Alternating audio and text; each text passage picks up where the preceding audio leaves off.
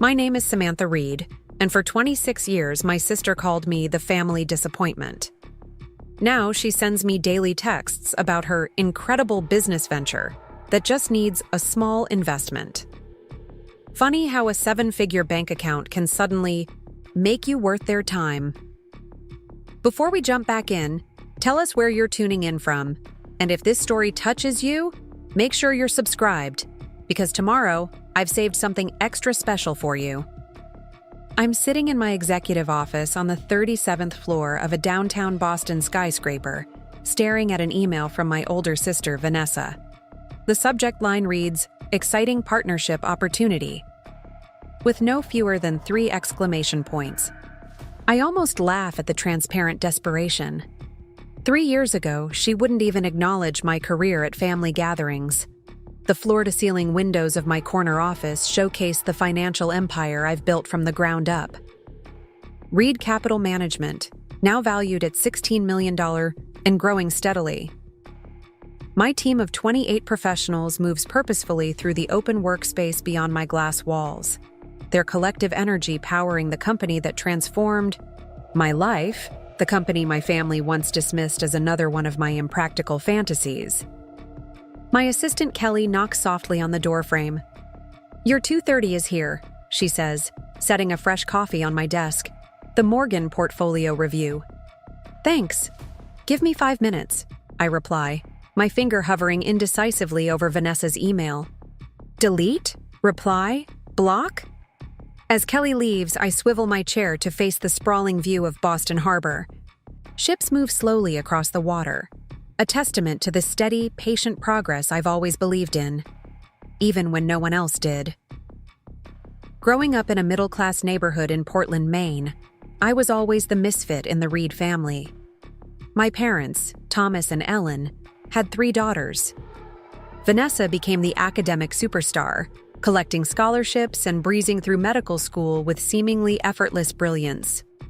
My younger sister Courtney was the artistic talent, her paintings hanging in local galleries by the time she was 16. And then there was me, the middle child with a head full of business ideas and financial theories that my family found utterly baffling. The one who would rather read investment journals than novels. The one who started tracking stocks at 13, while her peers collected posters of boy bands. The Reid girls.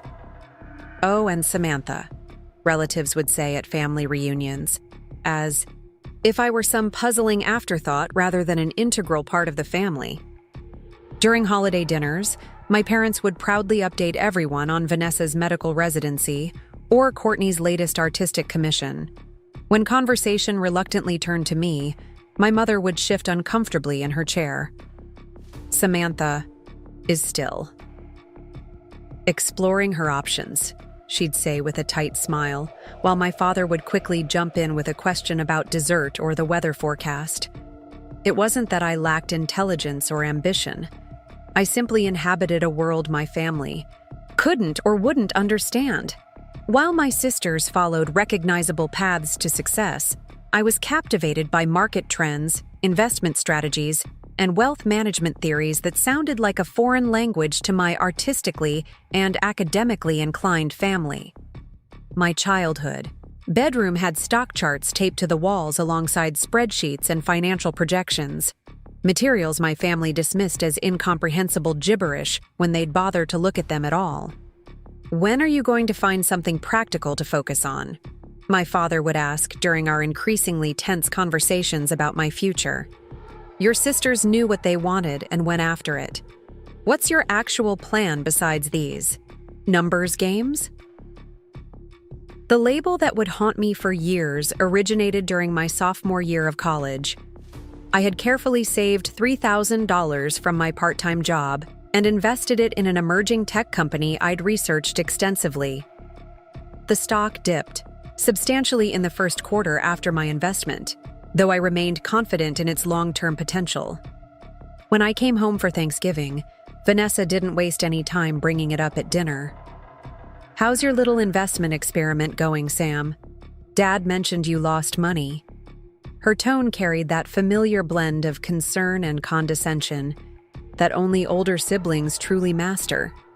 Before I could explain market volatility and my long-term strategy, she turned to our parents with an exaggerated sigh. "Looks like we've got a regular money burner in the family." The nickname stuck with astonishing speed. I became the money burner, initially as what they claimed was harmless family teasing, then gradually as a persistent identity that shadowed me through college and beyond. Every financial decision, every career aspiration became filtered through this label. The irony that still stings: that failed investment eventually quadrupled in value. But by then, the narrative was too firmly established for facts to matter. During my senior year at Boston University, which I financed primarily through scholarships and part-time jobs, after my parents decided their education fund would be better spent on Vanessa's medical school and Courtney's art institute tuition, I developed a unique investment approach combining traditional value metrics with environmental sustainability factors, creating an early model of what would later become ESG investing. My finance professor, Dr. Abernathy, recognized the innovation in my thesis and encouraged me to develop it into a business proposal for the university's prestigious entrepreneurship competition. First prize included $75,000 in startup funding and a year of incubator space. I needed $2,500 for professional design services and prototype development of my analysis software to make my entry competitive. After exhausting my own meager savings, I made what in retrospect was a predictable mistake. I called home for help. The conversation plays in my mind even now, years later, with painful clarity. Another investment scheme? My father's voice carried a weariness that cut deeper than outright anger would have. "Samantha, when are you going to get serious about your future? This constant gambling with money has to stop sometime." "Dad, this isn't gambling. The competition judges include 3 venture capitalists and the former CFO of—" "I'm sure it all sounds very impressive on paper," he interrupted. "But your sister is about to start her residency at Mass General. That's a real achievement with real impact. These financial games you're playing." I still remember sitting cross-legged on my dormitory floor, phone pressed to my ear, watching my dreams dissipate in real time. In the background, I could hear Vanessa's voice, home for the weekend. "Don't enable her, Dad. She'll just burn through that money like everything else." Meanwhile, I actually need a reliable car for my hospital. Rotations. That's a legitimate investment in my future. I never entered the competition. Instead, I watched from the audience as another student won with a concept remarkably similar to mine, though admittedly with more polished presentation materials. That student now runs a successful sustainable investment firm in New York. I still occasionally see him quoted in financial publications. After graduation, a milestone that warranted only a casual dinner at a chain restaurant, while Vanessa's medical school graduation merited a rented venue and custom invitations, I stayed in Boston, determined to build something meaningful despite my family's persistent doubts. My first apartment was a converted storage room in an aging building in Dorchester, shared with 2 other recent graduates. I accepted an entry-level position at a mid-sized investment firm, working 60-hour weeks as a junior analyst. Every evening and weekend, I developed my sustainable investment model, gradually building a small client base by offering free financial planning sessions at community centers and local libraries. Each month, out of some stubborn sense of familial duty, I'd call home.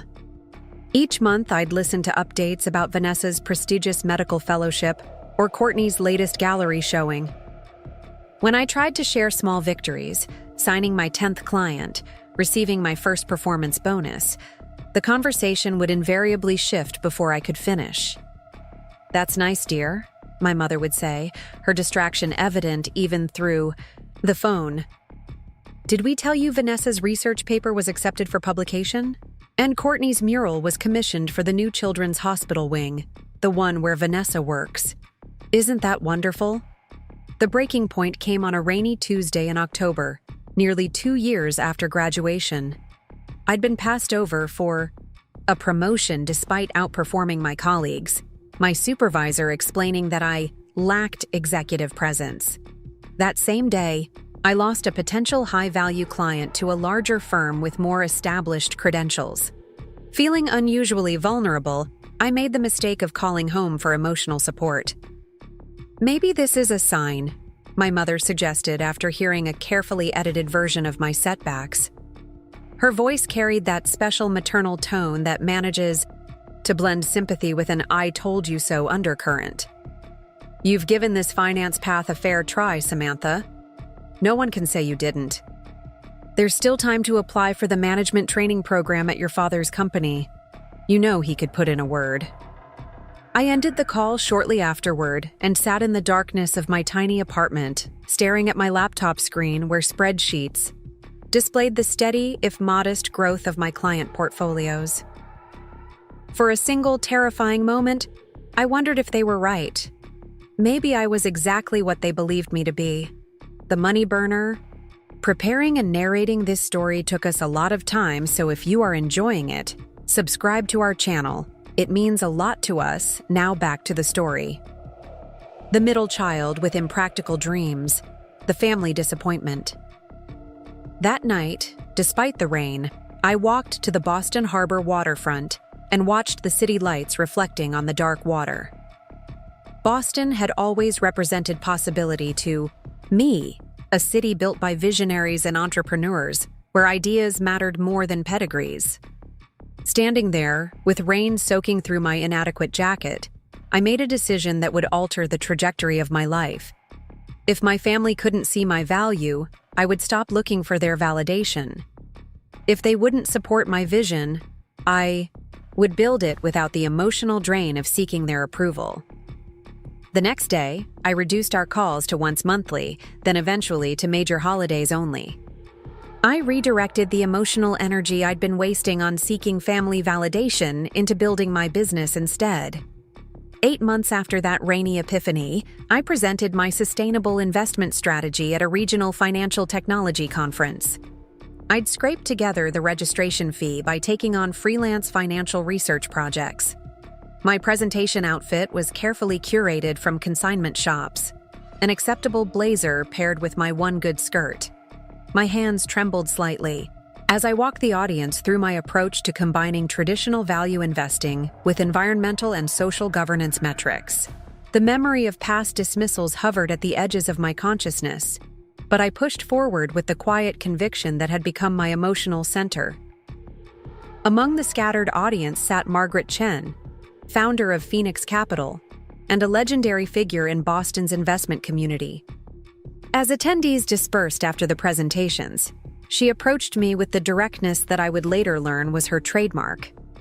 "Your slide design was amateur, and your delivery needs polish," she said without preamble, and my heart plummeted. Then she handed me her business card. "But your methodology is the most innovative approach to ESG investing I've seen in years. My office, Thursday at 10. We should talk." That meeting transformed everything. With Margaret's mentorship and initial seed funding, I launched Reid Capital Management from a modest office in Boston's financial district. The early months were grueling, endless client pitches, developing proprietary analysis tools, nights when I slept on the office sofa rather than waste time commuting to my still modest apartment. For the first time, however, my ideas weren't met with dismissal or condescension. In Boston's innovation-hungry financial community, my approach to sustainable investing generated genuine interest. My youth and gender still presented obstacles, but my methodologies spoke for themselves through consistently strong returns. Strategic risk became my new professional mantra, deliberately replacing the money burner label that had followed me for so long.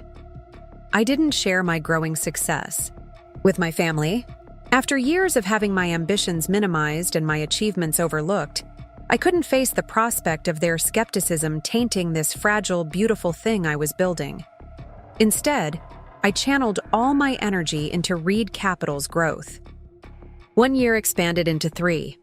We grew from just me and a part-time assistant to a team of 15 professionals then 28 as our client list expanded from local entrepreneurs to established executives, family offices, and small institutional investors. I moved from my shared apartment to a studio in Cambridge, then to a waterfront condominium with the harbor views that had once inspired my reinvention. My company's sustainable investment funds consistently outperformed traditional indexes, gradually attracting attention within financial circles. The money burner was quietly becoming known as one of Boston's most innovative investment strategists. Then came the catalyst that would unexpectedly reconnect my severed family ties. 4 years into building Reid Capital Management, we were profiled in the Rising Stars section of New England Finance Monthly. The extensive feature detailed our innovative approach to sustainable investing, our impressive client retention rate, and, most significantly, included an estimate of the company's valuation and my personal net worth. The business media attention had been building gradually, but this particular profile reached beyond financial circles into more mainstream awareness. Suddenly, my professional identity gained a public dimension that extended back to Portland. The first text arrived 3 days after the article was published. "Saw your feature in NEFM. Impressive. We should catch up soon. Vanessa." I stared. At my phone screen, a complex mixture of emotions rising to the surface. After years of minimal contact, after enduring the money burner nickname and countless dismissals of my career choice, now she wanted to catch up? I left the message, unanswered, and returned to preparing for a client meeting. But more messages followed in quick succession, from my father, my mother, even Courtney. Each showed a sudden keen interest in my investment company, as they called it. Each message carried an undercurrent of revisionist history, as if they had supported my financial career all along. Now, staring at Vanessa's latest email about a partnership opportunity, I feel the emotional weight of years of dismissal contrasted against this newfound interest. Part of me wants to respond with the accumulated hurt and resentment I've carried. Another part still yearns for the family validation I never received. But a stronger, wiser part recognizes that I've evolved beyond needing their approval to validate my choices. I close the email without responding and stand up, smoothing the fabric of my tailored designer suit, a far cry from the consignment shop blazer I once wore. Through the glass walls of my office, I can see my team, investment analysts and client managers who believed in my vision, who recognized the value of my approach without requiring external validation. These people never called me a money burner. I step out to meet my 2:30 appointment, leaving Vanessa's email unanswered. Whatever my family suddenly wants from me, it can wait. I'm no longer that invisible middle child desperately seeking attention. I'm not their disappointment, their joke, their money burner. I am Samantha Reid, founder and CEO of Reid Capital Management. And for the first time in my life, I don't need my family to acknowledge my worth. I already know it. My meeting with the Morgan Portfolio Review extends well beyond the scheduled hour. By the time I return to my office, Boston's skyline has transformed into a constellation of lights against the darkening sky. I settle into my chair with a sense of satisfaction. The Morgans have just committed an additional $2 million to our Sustainable Growth Fund, the largest single investment in the company's history, and a powerful vote of confidence in our approach. My phone buzzes with a text from Margaret. "Dinner to celebrate the Morgan expansion? Team gathering at Atlantic Pearl at 8. I'm about to accept when my office phone rings. The caller ID display shows a name I haven't seen in months. Mom's cell. For a brief moment, I consider letting it go to voicemail. Years of disappointment have taught me to protect myself from the casual diminishment that characterized our conversations. But something, perhaps curiosity, perhaps that stubborn thread of familial connection that never fully severs, makes me answer. "Samantha Reid," I say, adopting the professional tone I use for all business calls. "Samantha, it's Mom." "I know," I reply, keeping my voice steady and neutral. "Is everything all right?" Yes, everything's fine. she says quickly, a nervous energy in her voice I don't immediately recognize. Better than fine, actually. Your father and I saw that wonderful profile of you in New England Finance Monthly. There was so much detail about your company. And that picture of you in your office? You look so professional. And there it was. The reason for the sudden interest after years of minimal contact. Not concern for my well-being, not a genuine desire to reconnect, but the public revelation of my financial success. Yes, they did a nice feature, I acknowledge, neither encouraging nor ending the conversation. We had no idea things were going so well with your investment business, she continues, emphasizing the word investment, as if she's just learned to pronounce it properly. Why haven't you told us more about it? Your father's been showing that article to everyone at his Rotary Club meetings. The irony burns like acid. For years, I tried to share my progress, my challenges, my small victories. For years, they changed the subject or openly dismissed my career as impractical fantasy. Now that external validation has arrived in the form of published net worth figures, they're suddenly interested in details. I've been focused on building the company, I say simply, the understatement of the decade. Well, we're just so proud, she gushes, her voice carrying an enthusiasm I've never heard directed toward my achievements before. Our daughter, the successful finance executive, her daughter. Not the money burner, not the disappointment. The successful finance executive with a publicly disclosed net worth. Thank you, I manage, uncertain how to navigate this unfamiliar terrain of maternal pride. Actually, that's why I'm calling. Your sister Vanessa has been developing this fascinating medical technology startup. Something to do with patient monitoring systems. It sounds very innovative. She was hoping to discuss it with you. You know, get some financial advice. I nearly laugh aloud. After years as the family cautionary tale, I'm suddenly the financial expert, expected to provide capital for my brilliant sister's latest venture. I see, I say, keeping my tone carefully measured. She's actually in Boston next weekend for a medical conference. Maybe you two could meet for lunch. I know she's very eager to reconnect. I'll have to check my calendar, I reply, non-committal. Things are particularly busy right now with the new client portfolio we just acquired. Of course, she says quickly. But do try to make time, dear. Family is so important, isn't it? And it's been too long since you've all been in touch properly. Did you know Courtney is expecting her second child? And Vanessa just received another research grant. We're all doing so well. The familiar pattern reemerges.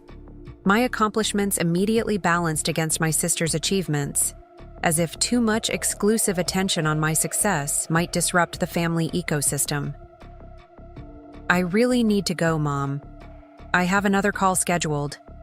After ending the conversation, I sit motionless, staring out at the harbor lights. Emotions I thought I'd processed years ago resurface, the hurt of being perpetually misunderstood, the anger at having my accomplishments diminished, and yes, a persistent, annoying flicker of desire for their genuine approval. I grab my coat and head toward the elevator. Margaret and the team are waiting to celebrate, and they, at least, recognize the true value of what we've built together. The Atlantic Pearl restaurant occupies the top floor of a renovated harbor building, its panoramic windows offering diners, a sweeping view of Boston's waterfront. As I join Margaret and my executive team at a corner table, I feel the familiar sense of belonging that has gradually replaced the isolation of my early career years. These people understand me in ways my family never attempted to. To the Morgan portfolio, Margaret raises her glass, her sharp eyes missing nothing about my distracted state, and to whatever's bothering our fearless leader tonight. The team laughs, but there's genuine concern behind Margaret's observation. At 58, she's developed an almost uncanny ability to read people, a skill that served her well during her 3 decades in the investment world before she became my mentor and early backer. Just family complications, I admit after. The others fall into separate conversations.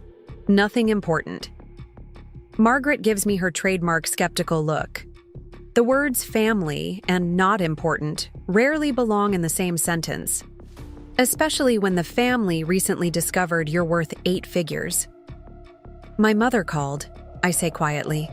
Apparently, my sister Vanessa wants to meet about a medical technology startup she's developing. Ah, Margaret nods, understanding. Immediately. The suddenly entrepreneurial sibling phenomenon. I've seen it before. Let me guess. The same sister who coined your charming nickname? I smile despite myself. Margaret knows my family history, one of the few people I've trusted, with those complicated memories. The very one. And now she's the next medical technology visionary who just happens to need funding. Something like that? Margaret sips her wine thoughtfully. You know, when my second company hit the 100 million valuation mark, my cousin, whom I hadn't heard from in 12 years, suddenly appeared with a revolutionary restaurant concept. What did you do? I listened politely, asked detailed questions about his business model until he got uncomfortable, then recommended 3 small business loan programs he could apply for. Her eyes crinkle with amusement. Never heard about the restaurant concept again. The anecdote makes me laugh, releasing some of the tension I've been carrying since my mother's call. Margaret has always had this effect, helping me see my situations with clarity and often much-needed humor. You're thinking of meeting her, aren't you? Margaret asks, reading my expression. I'm considering it, I admit. Not for her startup pitch, but to finally address some unfinished business. Just remember, Margaret says, her voice carrying the weight of experience. You're not the same person they dismissed all those years ago. Don't let old family dynamics pull you back into patterns you've outgrown. Her advice stays with me as dinner progresses, through conversations about portfolio allocations and market projections. By the time we finish our meal, I've made my decision. I'll meet with Vanessa, not from a place of seeking approval or nursing grievances, but from the position of strength and clarity I've worked so hard to achieve. The following Saturday morning finds me at Seaport Bistro, a quiet cafe overlooking the harbor where the noise level allows for private conversation without the formality of an upscale restaurant. I deliberately arrive 15 minutes early, selecting a corner table that gives me a view of the entrance. This small act, choosing the setting, controlling the arrival, helps cement my psychological positioning for what's to come. At precisely 11 o'clock, Vanessa appears at the doorway, scanning the cafe with the efficient assessment that characterizes her approach to everything. At 34, 2 years my senior, she remains striking, tall and poised in a way that turns heads even in her casual weekend attire of designer jeans and a cashmere sweater. For a moment, seeing her in person after nearly 3 years of minimal contact, I'm transported back to our childhood kitchen, where she would confidently critique my investment ideas while our parents nodded approvingly at her wisdom. I raise a hand, and her face brightens with recognition. As she crosses the cafe toward me, I observe the subtle calculation behind her smile. My sister has always been strategic. It's part of what makes her an excellent surgeon. Today, that strategy is focused on me, and we both know why. Samantha.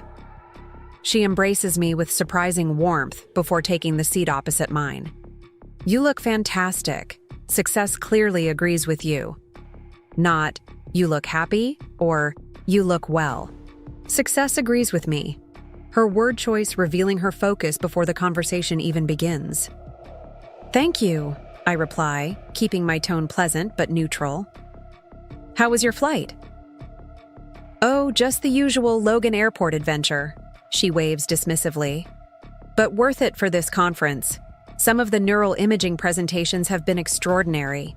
Small talk carries us through ordering coffee and breakfast, a practice dance of polite questions and carefully curated answers. She tells me about her research, her hospital position, her recent vacation to the Maldives. I share selected details about Boston's real estate market, and a recent sailing excursion with colleagues. Neither of us mentions the years of minimal contact or the money burner history that preceded it. It's only after our food arrives that Vanessa finally pivots to the real purpose of our meeting. "So," she begins, straightening slightly in her seat, "I was thinking about you recently, even before that impressive magazine profile. Healthcare technology is evolving so rapidly, and with your financial expertise and my medical background, there could be some interesting collaborative opportunities." The seamless revision of history, implying she had been thinking of me before my public success, might once have sparked hope for genuine reconnection. Now, I simply note it as the negotiation tactic it is. "I'm listening," I say, taking a sip of my coffee. Vanessa launches into her pitch with the precision that characterized her college debate team performances. She's developing a patient monitoring system that uses AI to predict complications before standard vital signs show problems. The technology exists in prototype form, with promising early results from her hospital's research department. What she needs now is seed capital to develop it commercially, roughly $2 million for the initial phase. "The market potential is enormous," she explains, animated in a way I rarely saw when we were growing up, unless she was discussing her own achievements. "Every hospital, every surgical center would want this technology once it's validated. We could revolutionize post-operative care." "We?" I ask, raising an eyebrow. She has the grace to look momentarily discomfited. "Well, yes. I thought perhaps you might want to come on board as a financial partner or advisor. With your investment experience and my medical expertise, we could build something extraordinary together. Keep it in the family, so to speak." The irony of her final phrase hangs between us, the sudden appeal to family connection when it serves her purposes. "Your concept sounds interesting," I acknowledge, because it genuinely does. Vanessa has always been brilliant. That was never in question. "Have you developed a complete business plan? Revenue projections, competitive analysis, regulatory pathway?" She blinks, clearly expecting a different response. Perhaps immediate enthusiasm or a sentimental embrace of this family opportunity. "I have preliminary materials," she says, her confidence wavering slightly. "My colleague in biomedical engineering helped with some of the technical projections, but I thought perhaps your team could assist with the financial modeling aspects." "And what financing avenues have you explored so far?" I continue, maintaining a professional tone. "Have you approached medical technology venture funds or applied for innovation grants?" "I've been researching options," she says carefully, "but given your expertise in this area, I wanted to discuss it with you first. Family connection aside, your track record with early-stage investments is impressive." I nod, taking another sip of coffee as I consider my response. 3 years ago, I might have jumped at this chance to finally gain Vanessa's approval, to be needed by the sister who had always positioned herself as superior. 5 years ago, I might have rejected the idea outright, too wounded by past dismissals to consider its merits. Today, I can evaluate it objectively, separating the business proposition from the complicated family dynamics. The concept has potential, I acknowledge, but Reid Capital has specific investment criteria and a fiduciary responsibility to our clients. We'd need to evaluate this like any other opportunity. Comprehensive due diligence, market analysis, risk assessment. Vanessa's expression flickers between disappointment at my professional rather than personal response and calculation about how to proceed. "Of course," she says finally. "I understand the need for proper evaluation. I just thought, well, given our connection, that I might circumvent our standard process." I finish for her.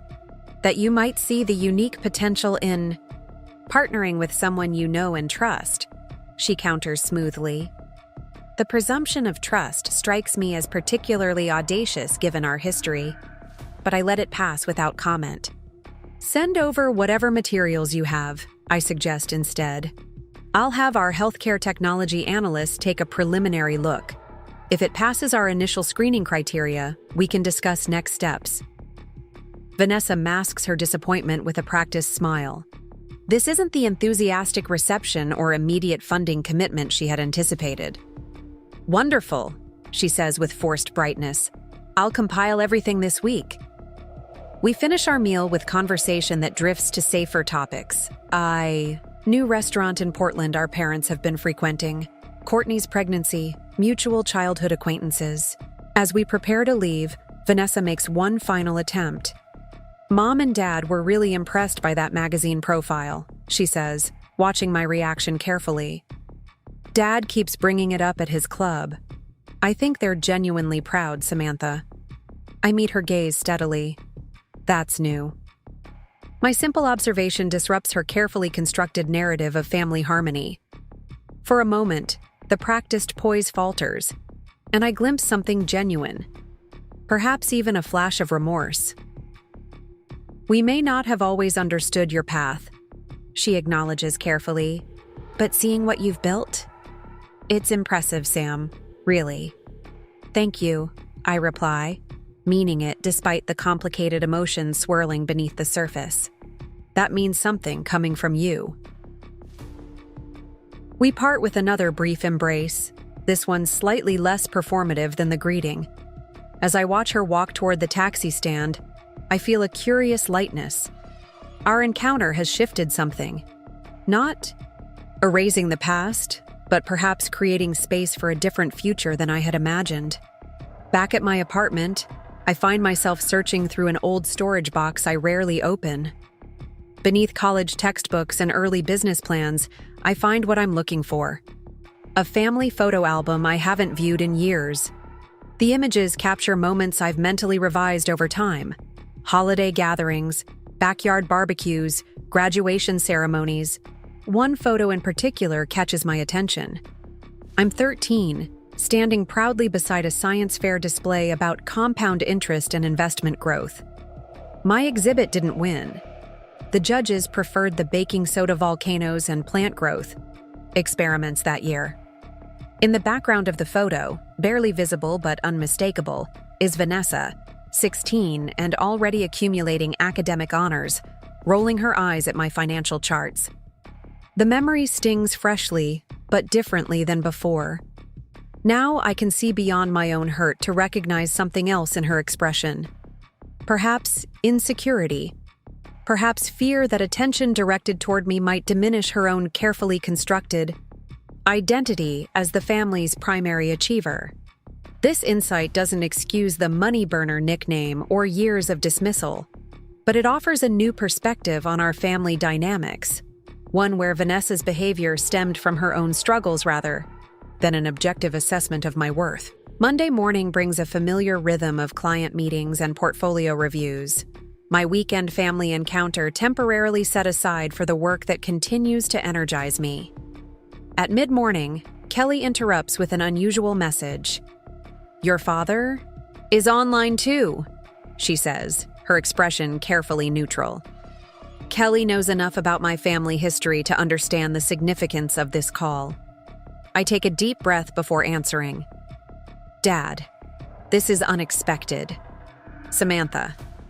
His voice carries the gruff affection that always characterized our relationship, more comfortable with actions than emotions. "Vanessa mentioned you two had breakfast on Saturday." "We did," I confirm, waiting for him to reveal the purpose of his call. "She was impressed," he says after a moment. "Said you've built something substantial there in Boston, that you really know your stuff." Coming from my achievement-oriented father, this qualifies as effusive praise. I feel a complicated warmth spreading through me, simultaneously craving and mistrusting this long-withheld validation. "I've worked hard at it," I say simply. "Your mother and I were thinking," he continues, a hint of uncharacteristic hesitation in his voice. "We'd like to come visit. See your company, your apartment. Get a sense of this life you've built."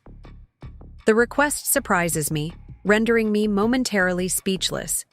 In our family's unspoken hierarchy of importance, others didn't travel to accommodate me. I was expected to return, home for important events, fitting into the established patterns.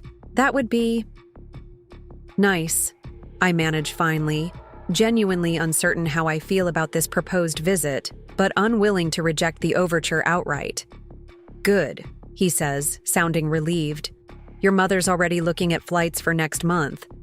She'll call with the details. After we disconnect, I sit motionless, processing this unexpected development.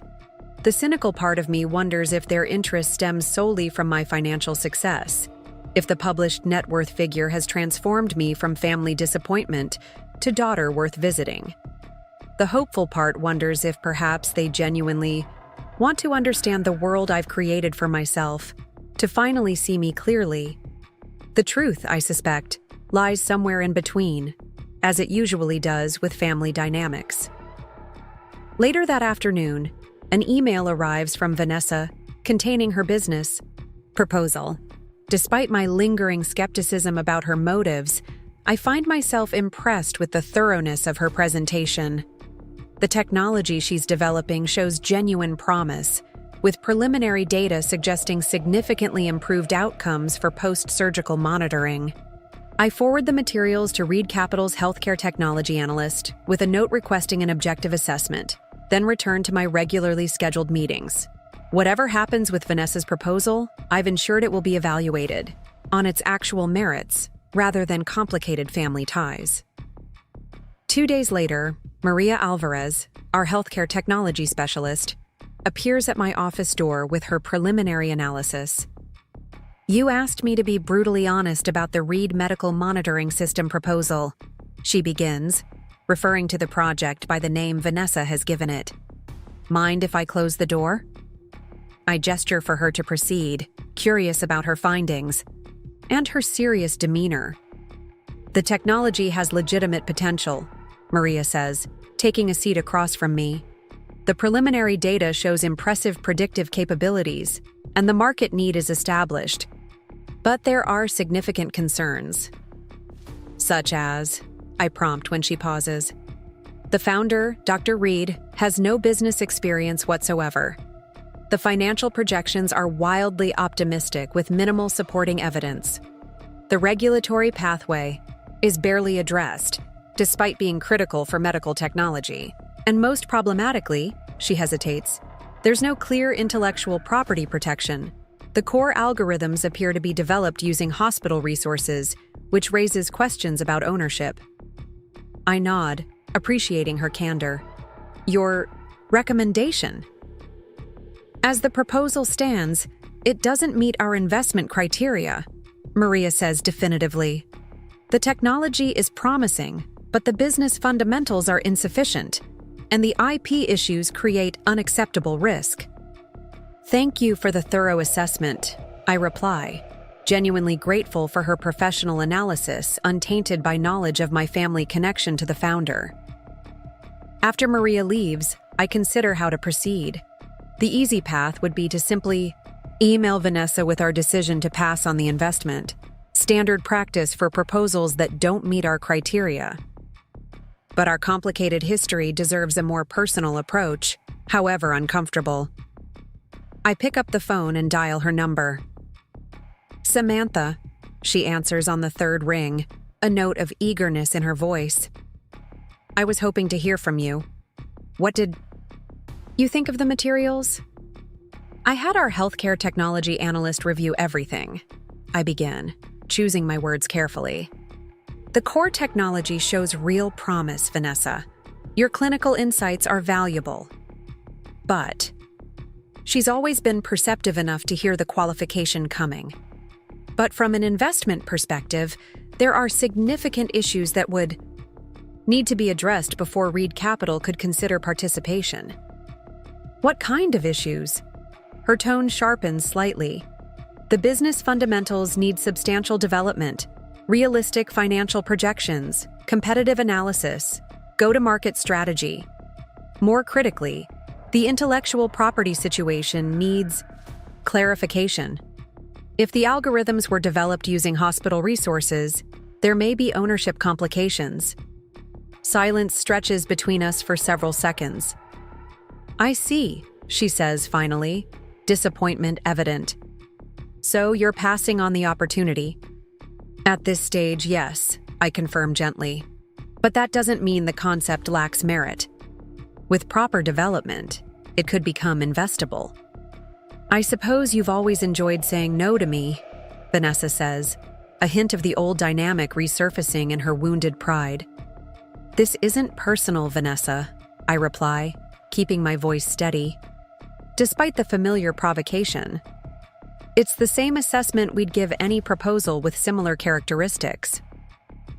Of course it's personal, she counters, frustration breaking through her usually controlled demeanor.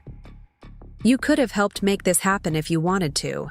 Instead, you're hiding behind investment criteria and business fundamentals. The accusation stings, but differently than it once would have.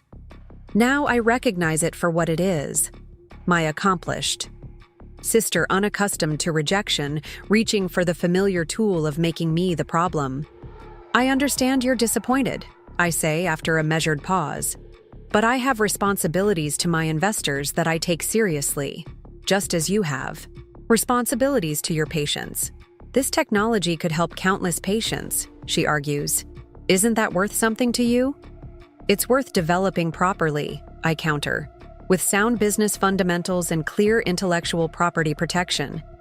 Another silence falls between us, this one heavy with unspoken history and divergent perspectives.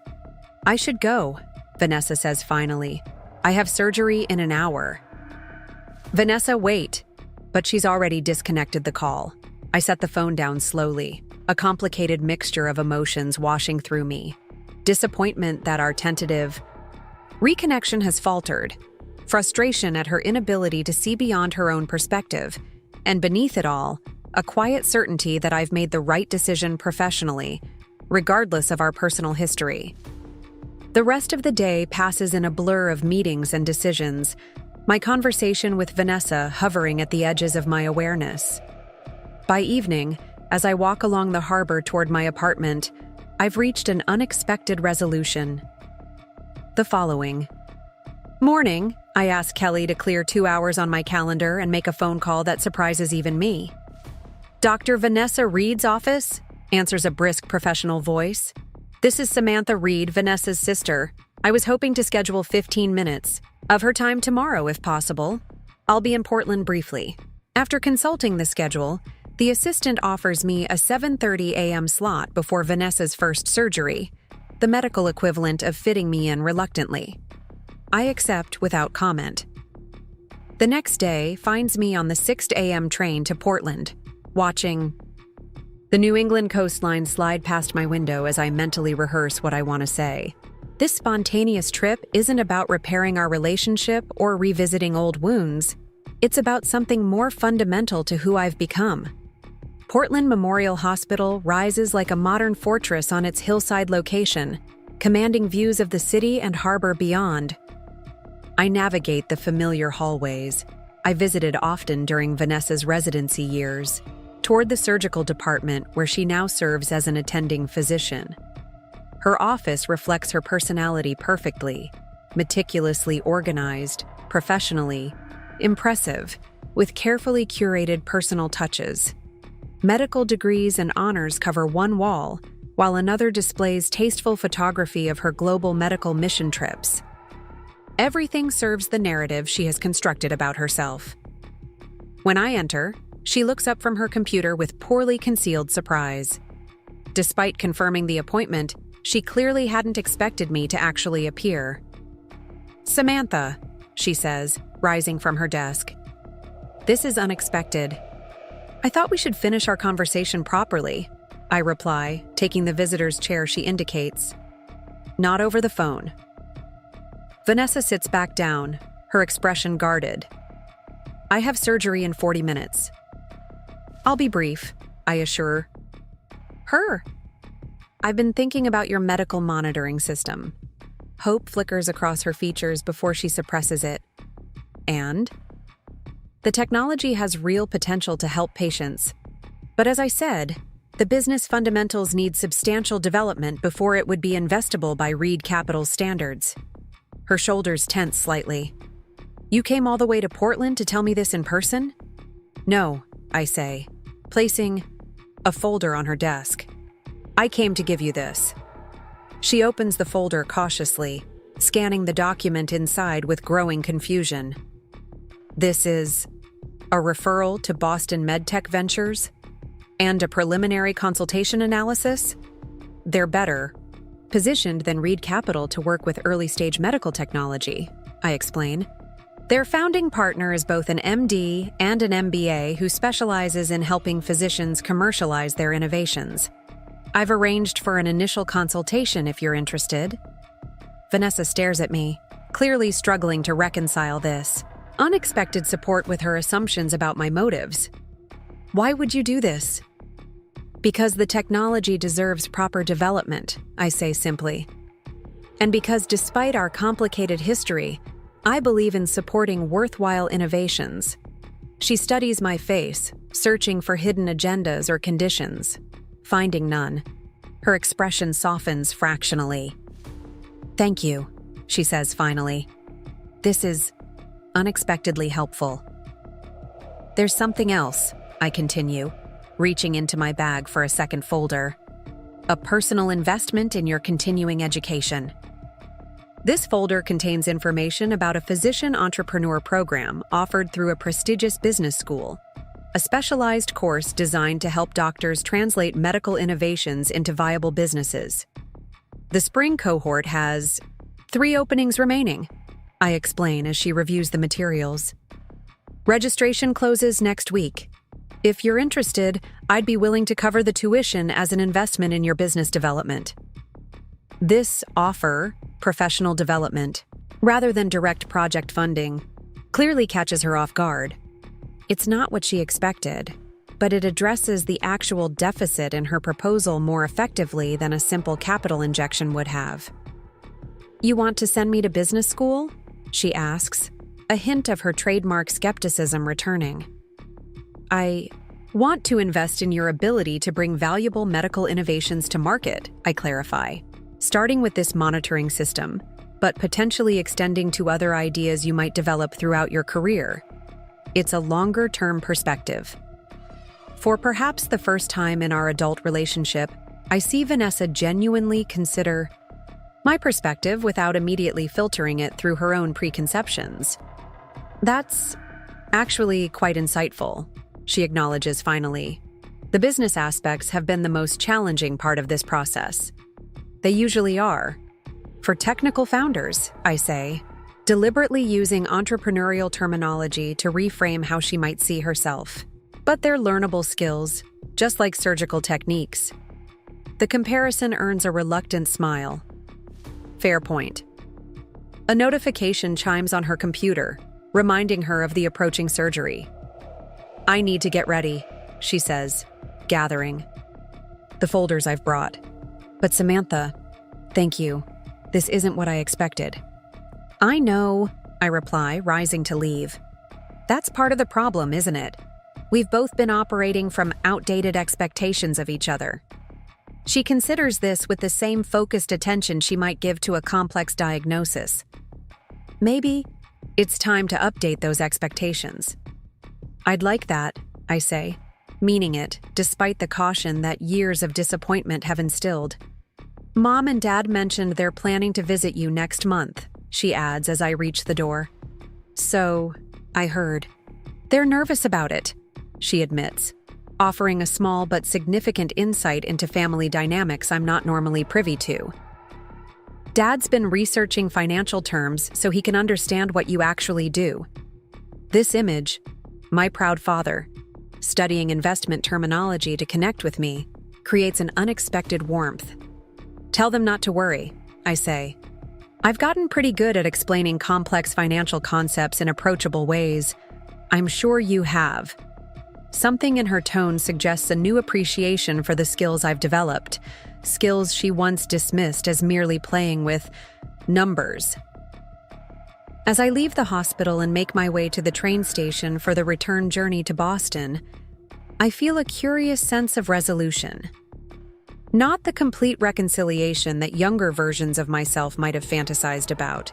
Not the dramatic vindication of proving everyone wrong, but something more mature and potentially more sustainable. I've made peace with who I am and the choices I've made, regardless of my family's ability to understand them.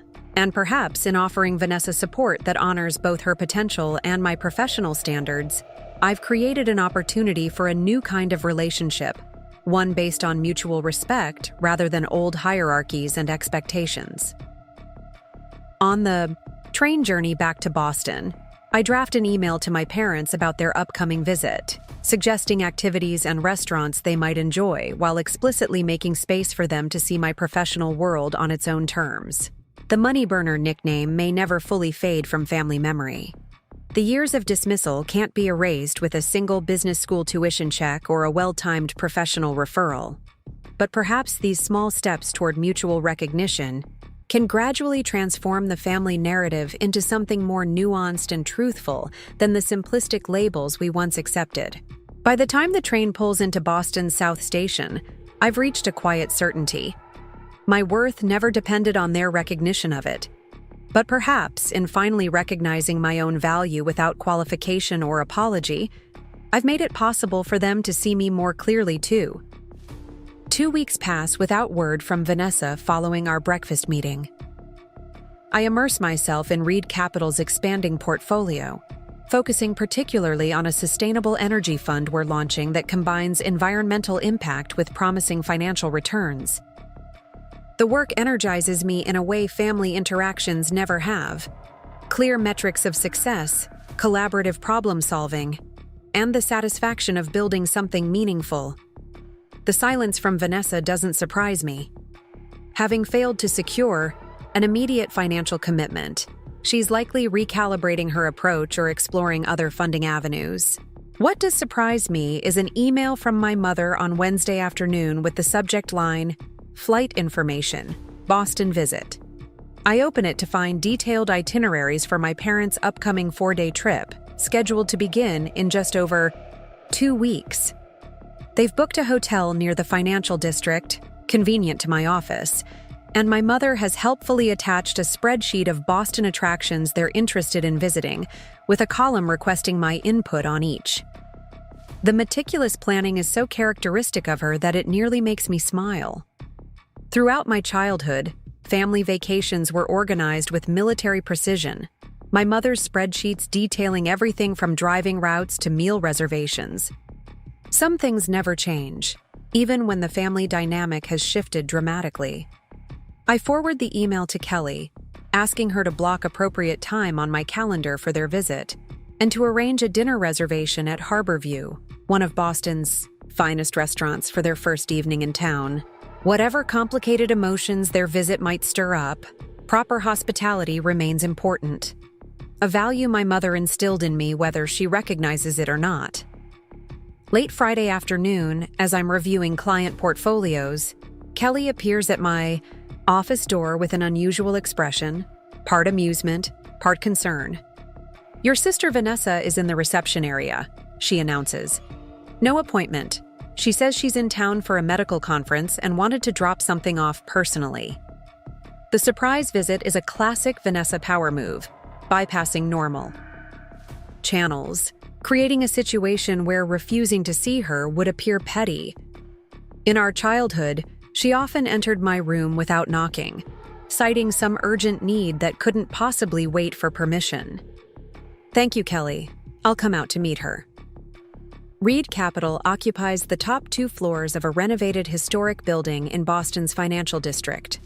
Our reception area, with its sleek modern furniture and harbor views, makes a deliberate statement about the firm's success while maintaining understated elegance. The space has featured in several business magazine profiles of emerging financial companies, which is precisely why Vanessa has chosen to appear here rather than calling or emailing.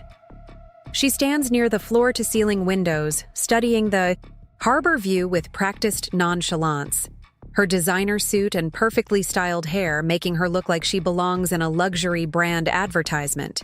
When she turns at my approach, Her smile contains equal parts warmth and calculation. "Samantha," she greets me with a kiss on the cheek. "I hope I'm not interrupting anything important. I wanted to drop off my proposal materials in person since I was in town." "You could have emailed them," I observe, keeping my tone light despite recognizing the maneuver for what it is, a way to see my company firsthand while creating an impression that we have a closer relationship than we actually do. "Some things deserve a personal touch," she replies smoothly. "Besides, I was curious about this empire you've built. The photographs don't do it justice." I accept the leather portfolio she extends, recognizing the expensive Italian brand my father favors for important documents. "Would you like a brief tour before you head back to your conference?" The invitation surprises her. She expected polite resistance, not accommodation. "I'd love that, if you can spare the time." Over the next 20 minutes, I guide her through Reid Capital's main areas: the analyst bullpen where our research team works, the client meeting spaces, our technology hub where proprietary financial algorithms are developed and tested. I introduce her to key team members we encounter, noting with quiet satisfaction how their genuine respect registers in her expression. Throughout the tour, I maintain a professional demeanor, neither apologizing for my success nor flaunting it. This is simply my world, one I've created through vision and persistence despite rather than because of my family's influence. "This is impressive, Samantha," Vanessa admits as we return to the reception area. "Truthfully, I never really understood what you did until now." "Few people outside the industry do," I acknowledge, offering her an exit that doesn't require admitting past dismissal. Financial services aren't as immediately accessible as medicine or art. "Still," she persists, uncharacteristically reflective, "I should have made more effort to understand. We all should have." The admission, however limited, represents a significant shift from our previous dynamic. I accept it with a simple nod, neither dismissing the olive branch nor over-celebrating it. "I should get back to my conference," she says finally. "But thank you for the tour, and for considering my proposal."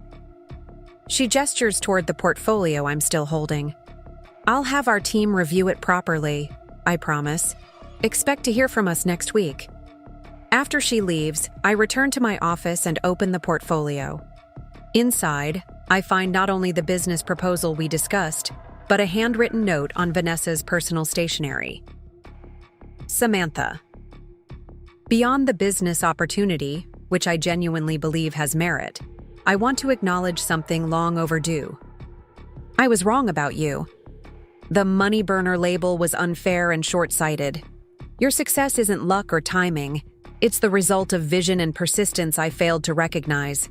Whether or not Reid Capital decides to invest in my project, I hope we might find a way to rebuild some form of relationship. Not because of your financial success, but because I've missed having a sister. Vanessa." I read the note twice, my emotions more complicated than I had anticipated. Part of me, the wounded younger sister who endured years of dismissal, remains skeptical of this sudden change of heart that so conveniently coincides with my financial success. But another part recognizes the difficulty of acknowledging past mistakes, especially for someone as prideful as Vanessa. I set the note aside and turn to the business proposal itself, which proves substantially more developed than I expected. Vanessa has clearly invested considerable effort since our breakfast meeting, addressing many of the concerns I raised about market analysis and regulatory pathways. The financial projections remain optimistic, but no longer appear completely untethered from reality. I forward the materials to Maria, our healthcare technology analyst, with a note requesting a comprehensive assessment without revealing my personal connection to the founder. Then I turn my attention back to client matters, refusing to let family dynamics dominate my professional focus. The weekend passes quickly, filled with a sailing excursion with friends on Saturday and a volunteer mentoring session with young women interested in financial careers on Sunday afternoon. a program I established 2 years ago to provide the guidance I never received. By Monday morning, I've nearly forgotten about Vanessa's visit until Maria appears at my door with her analysis. The Reid medical monitoring system shows significantly more promise than I initially thought. She begins. Without preamble, settling into a chair across from my desk, the founder has addressed most of the fundamental business concerns I raised, though some gaps remain in the go-to-market strategy. And the intellectual property questions? I prompt. She's included documentation from her hospital's technology transfer office confirming her ownership rights to the core algorithms with appropriate revenue-sharing arrangements for the institution. It's actually quite well structured from a legal perspective. I nod, genuinely impressed by Vanessa's thoroughness. Your recommendation? Maria considers for a moment. It merits advancing to the next stage of our evaluation process. The technology addresses a clear market need. The preliminary clinical data is compelling, and the founder obviously has domain expertise. With proper business guidance to address the remaining weak points, it could become a viable investment. Thank you for the assessment, I say, meaning it sincerely. Please prepare a detailed memo outlining both the strengths and the areas needing development. After Maria leaves, I sit with the realization that my sister's project may actually deserve investment consideration on its own merits, separate from our complicated history. This creates a different kind of challenge than I had anticipated, not rejecting an unworthy proposal from a manipulative relative, but potentially supporting a valuable innovation from someone I still struggle to trust.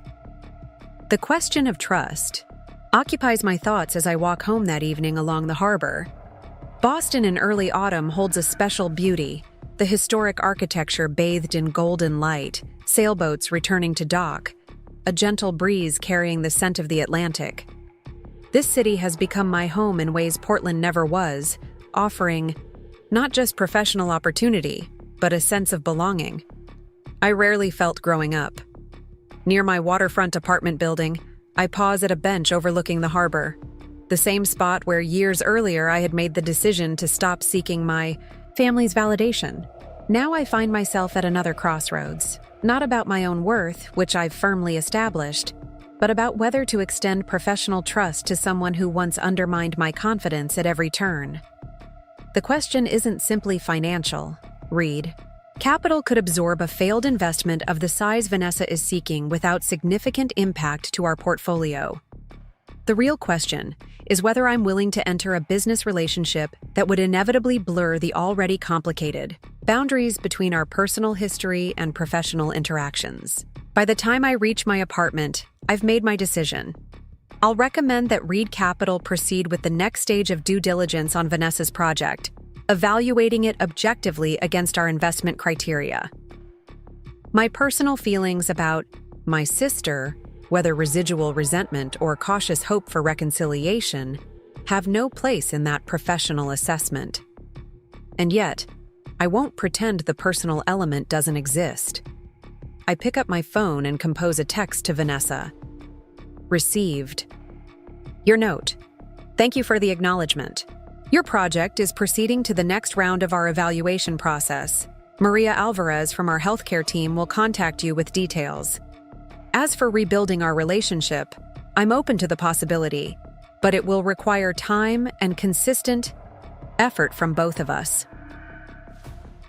Her response comes quickly. Thank you, Sam, for both the professional consideration and the personal opening. I'll work with your team on the project evaluation and follow your lead on the sister front. No pressure, no expectations. The message strikes a tone I've rarely heard from Vanessa, humble yet hopeful, acknowledging my boundaries without pushing against them. Perhaps people really can change, or at least evolve in their understanding of relationships. Time will tell whether this represents genuine growth or merely a sophisticated strategy to secure funding. The following 2 weeks pass in a whirlwind of client meetings, portfolio reviews, and preparations for my parents' visit. Maria's team conducts preliminary due diligence on Vanessa's technology, consulting with medical experts and market analysts to develop a comprehensive assessment. The results continue to be cautiously positive, though questions remain about the scalability of the system in diverse hospital environments.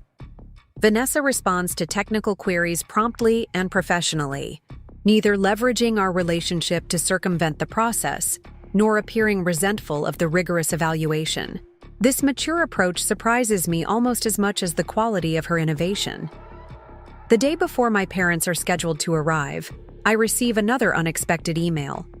This one from Courtney, my younger sister, with whom I've maintained minimal contact since establishing my independence in Boston. Dear Samantha, I've been thinking about you a lot recently, especially with Mom and Dad planning their Boston trip. Vanessa mentioned seeing your offices and how impressive your company has become. I'm genuinely happy for your success. I know we've never been particularly close, and I bear some responsibility for that.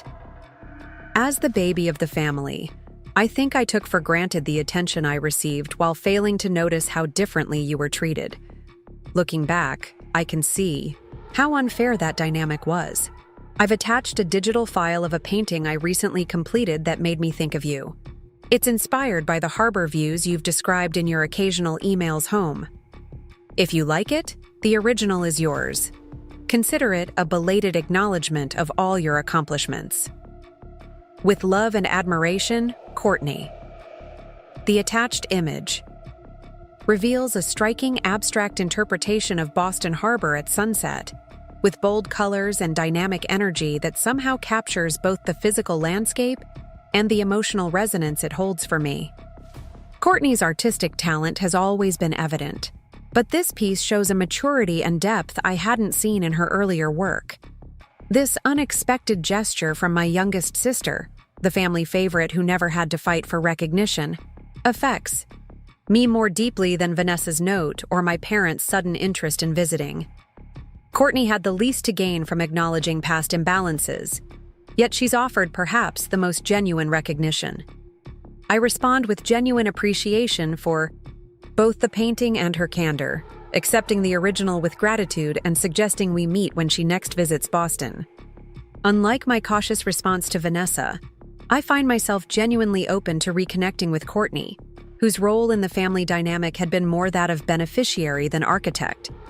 The morning my parents are scheduled to arrive, I wake earlier than usual, a familiar tension settling between my shoulder blades, the physical manifestation of anticipated family stress that I recognize from holidays and obligatory visits home. I counteract it with an extended session at my building's fitness center, running on the treadmill until endorphins replace anxiety. Their flight is scheduled to land at Logan Airport at 11:30 a.m.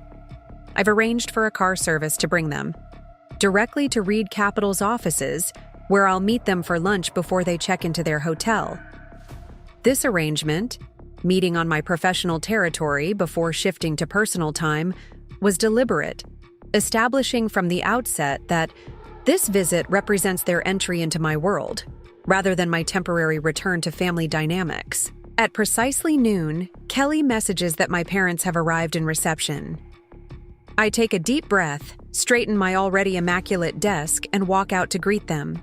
My first impression is how much they've aged since I last saw them at Courtney's gallery opening nearly 2 years ago. My father's hair has gone completely silver, and his once imposing frame seems slightly diminished. My mother looks more familiar, her appearance maintained with the same careful attention she's always given it, but new lines around her eyes speak to passing years. Samantha, my mother says, moving forward to embrace me with uncharacteristic emotion. Look at you, so professional in your beautiful office.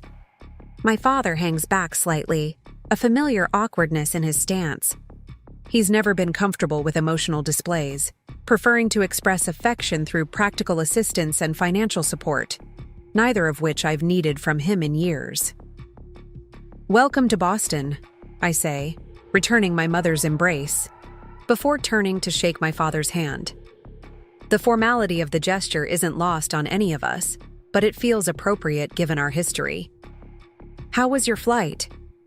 Uneventful, thankfully, my father responds, his eyes moving past me to take in the office. Impressive operation you've got here. Thank you, I reply simply. Would you like a quick tour before lunch? I guide them through Reid Capital's offices, explaining our investment philosophy and highlighting key achievements without either downplaying our success or overcompensating with excessive detail. My mother asks surprisingly thoughtful questions about our client relationships, while my father focuses on operational aspects: office lease terms, headcount growth, technology infrastructure. And you built all this yourself? He asks as we conclude the tour, a note of something like wonder in his voice. Without external investment? I had a seed investment from Margaret Chen when we first launched, I explain, but we've grown organically since then, reinvesting profits rather than taking on additional capital. Margaret Chen of Phoenix Ventures? My father's eyebrows rise. How did you connect with her?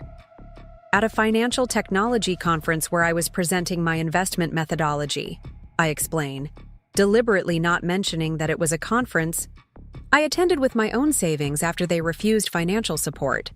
She saw potential in my approach and took a chance on me. Well, my father says after a moment, she clearly made a wise investment. Coming from him, a man who once dismissed my financial insights as playing with numbers, this represents significant acknowledgement. I accept it with a nod, neither dwelling on the irony nor pointing out the years of support I didn't receive.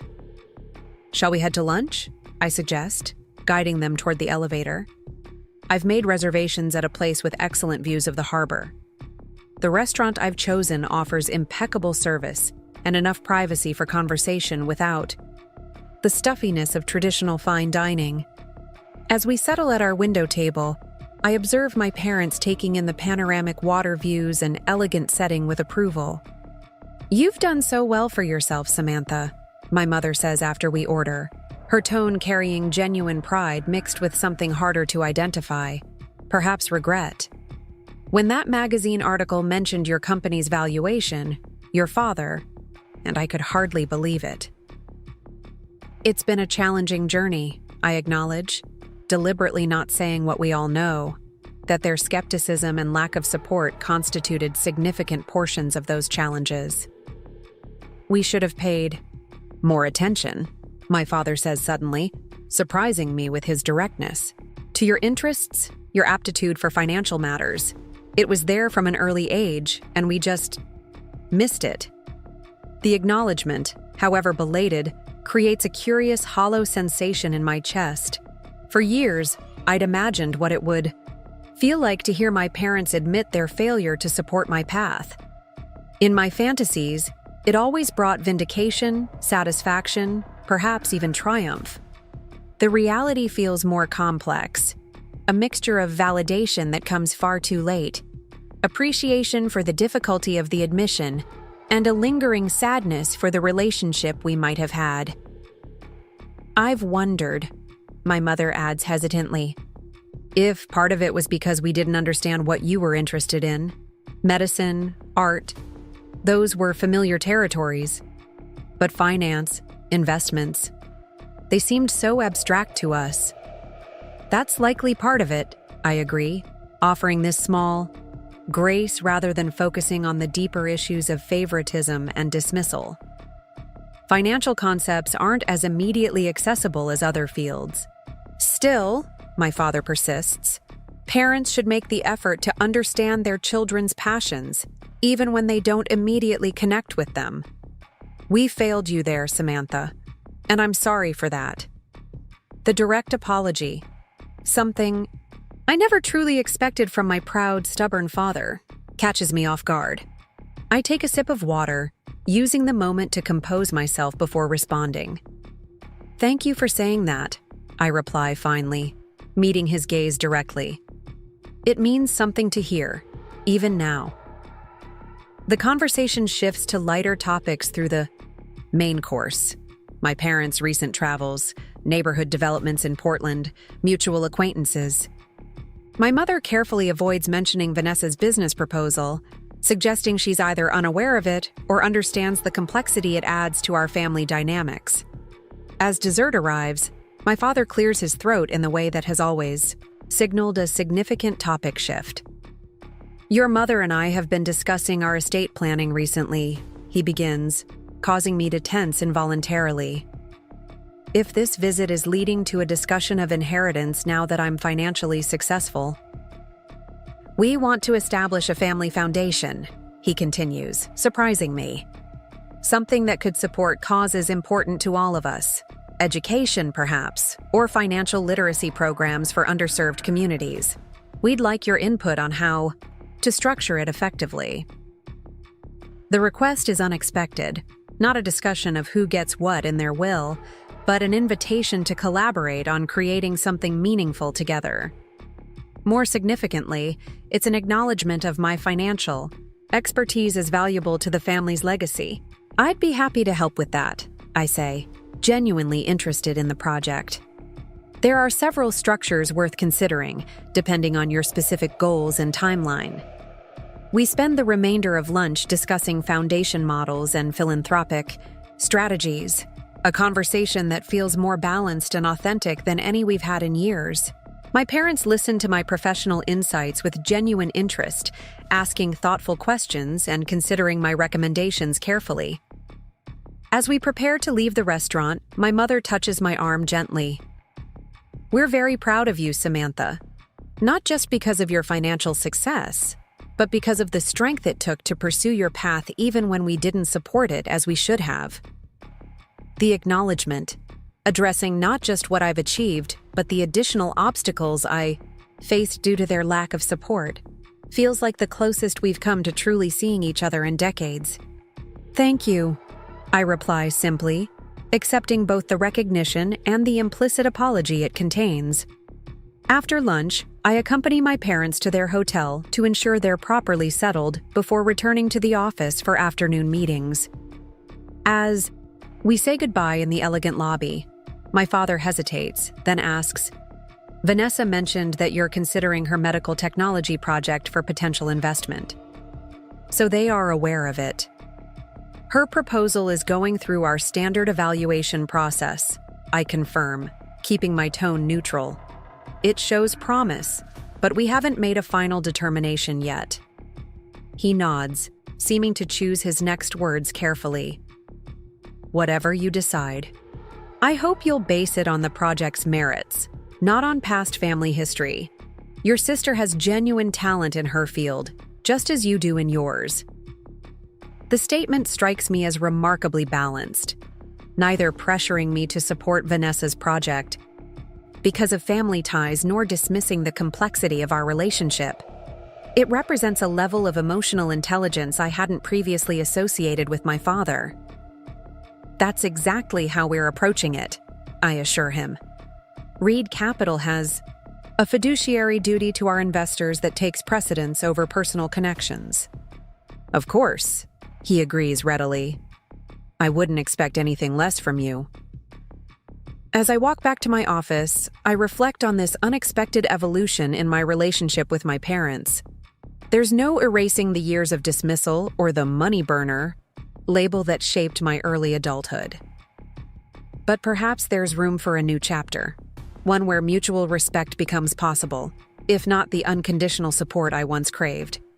Back at Reid Capital, I find an email from Maria confirming that her team has completed their due diligence on Vanessa's project.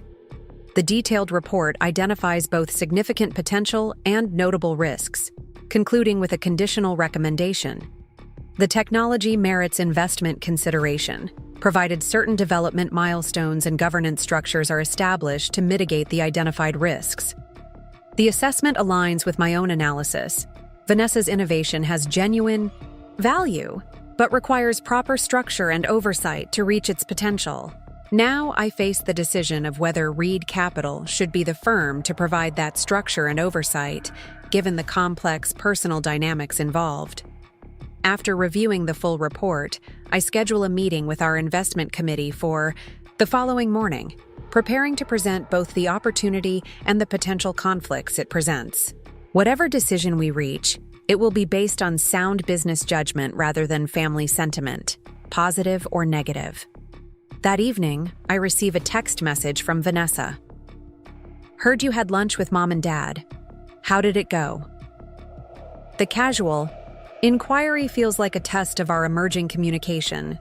I consider ignoring it, maintaining the professional boundaries I've established, but decide that a brief, honest response better serves the careful rebuilding we've tentatively begun. Better than expected, I reply.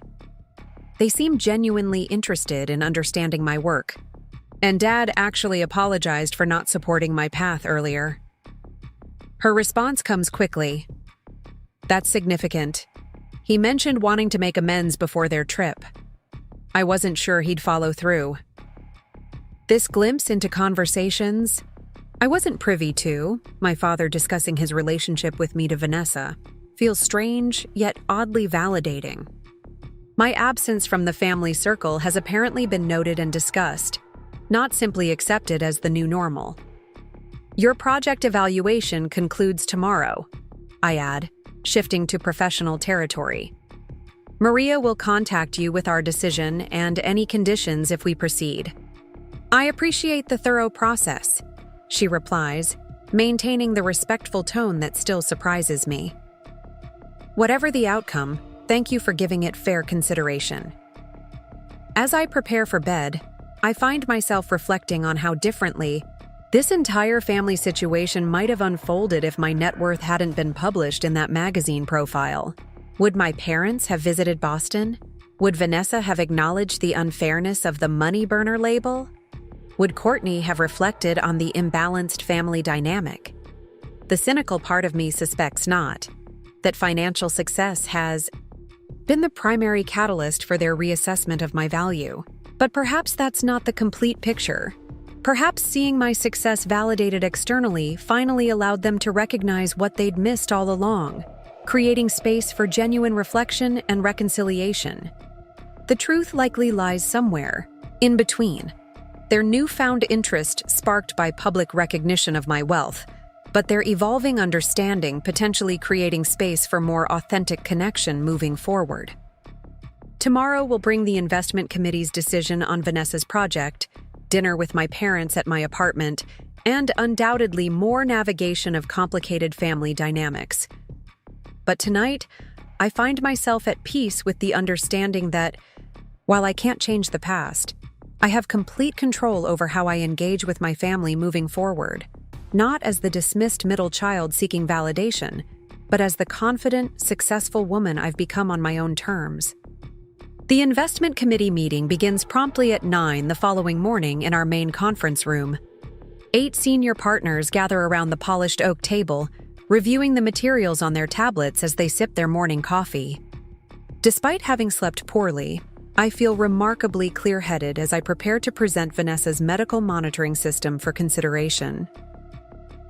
Before we begin discussing the Reid medical monitoring system proposal, I say once everyone has settled, I need to disclose a potential conflict of interest. The founder, Dr. Vanessa Reid, is my sister. A ripple of surprise moves through the room. While many know I have siblings, I've rarely discussed my family at work, preferring to keep those complicated relationships separate from my professional life. This creates an unusual situation, I continue. I've taken steps to ensure objective evaluation of the proposal, including having Maria conduct her analysis without knowledge of my personal connection to the founder. However, I wanted to be transparent with the committee before we proceed.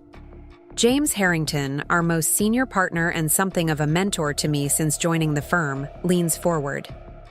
Do you feel your personal relationship would compromise your judgment on this investment, Samantha? I've given that considerable thought, I reply honestly. My initial concern was that past family dynamics might lead me to reject a worthwhile opportunity. Having reviewed Maria's objective assessment, I'm now concerned about the opposite risk: that approving the investment could be perceived as favoritism, regardless of the project's merits. Margaret, who has remained largely silent until now, addresses the room. I've known Samantha long enough to trust her judgment. The fact that she's raising these concerns proactively speaks to her integrity. Perhaps the simplest solution is for her to recuse herself from the final decision. I agree, I say, relieved that she's offered the perfect resolution. I'll present the opportunity based on Maria's analysis and answer any questions about the technology and market potential, but I'll leave the room for deliberation and abstain from voting. Art!